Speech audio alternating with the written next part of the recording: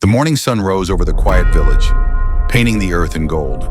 The Buddha and his disciples walked in silence, their robes flowing like calm waves, each holding an alms bowl close to the heart. The sound of bare feet on the dusty path mixed with soft temple bells and the distant call of birds. "Go forth, monks," the Buddha said gently. "Accept whatever is given, whether from the rich or the poor. It is not the food that nourishes, but the kindness that offers it." The monks bowed and spread out across the village, each going their own way. Soon some of them came upon a row of large houses.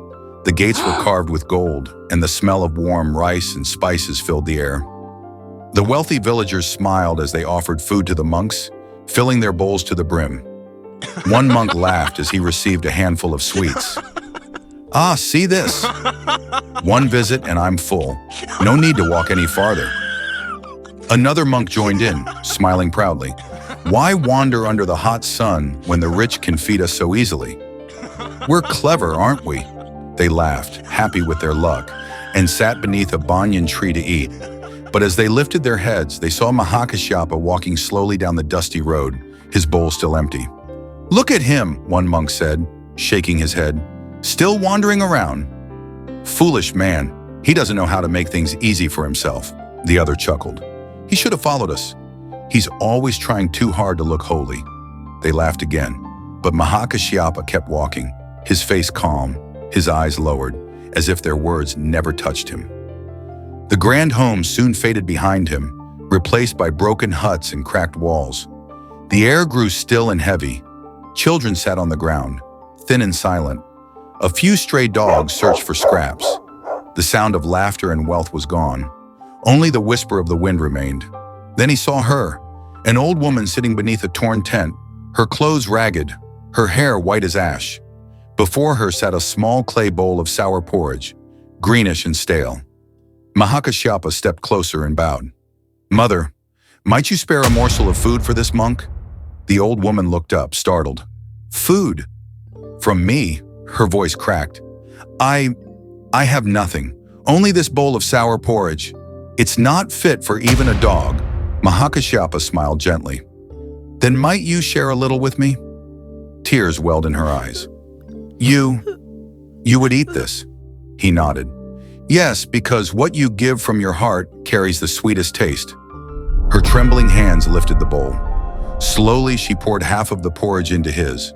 The smell was sharp and unpleasant. Flies buzzed around, yet Mahākāśyapa took it in both hands, bowed deeply, and drank it sip by sip. Calm, grateful, unmoved by its taste. "Thank you," he said softly. "This is not merely porridge. This is your kindness." The old woman's face broke into tears. "I never thought I could still give alms. I thought I had nothing left to offer." Mahākāśyapa placed his palms together and bowed. "Kindness is the greatest offering. Even a single grain, given with love, shines brighter than gold." Her tears fell freely. She pressed her hands together and whispered, "Bless you, monk. Bless you." Later that day, the monks gathered under a large tree to rest. The wealthy food lay before them. Rice, fruits, sweets, and their bellies were full. But they still gossiped, their pride unshaken. "Did you see Mahākāśyapa?" one said with disgust. "He drank that foul porridge." Can you imagine the smell? Another monk laughed. "I nearly fainted when I saw it. Truly strange. Why bother with the poor when the rich offer feasts?" Their laughter stopped when a deep, gentle voice rose behind them. "What is it you laugh at?" It was the Buddha. The air grew still. Even the wind seemed to pause. "Lord," one monk stammered, "Mahākāśyapa accepted food from a beggar woman. It was filthy. We were only saying he could have chosen better." The Buddha looked at them quietly, his gaze calm but piercing. "Better?" he said softly. "You think wisdom lies in comfort? That purity lives in luxury?" The monks lowered their heads. The Buddha continued, his voice gentle yet strong. "The woman who gave him that bowl, she gave all she had. Her heart was vast, though her bowl was small." And Mahākāśyapa drank not porridge but compassion. A heavy silence fell. The laughter of pride turned to shame. "The value of a gift," said the Buddha, "lies not in what is given, but in the heart that gives it."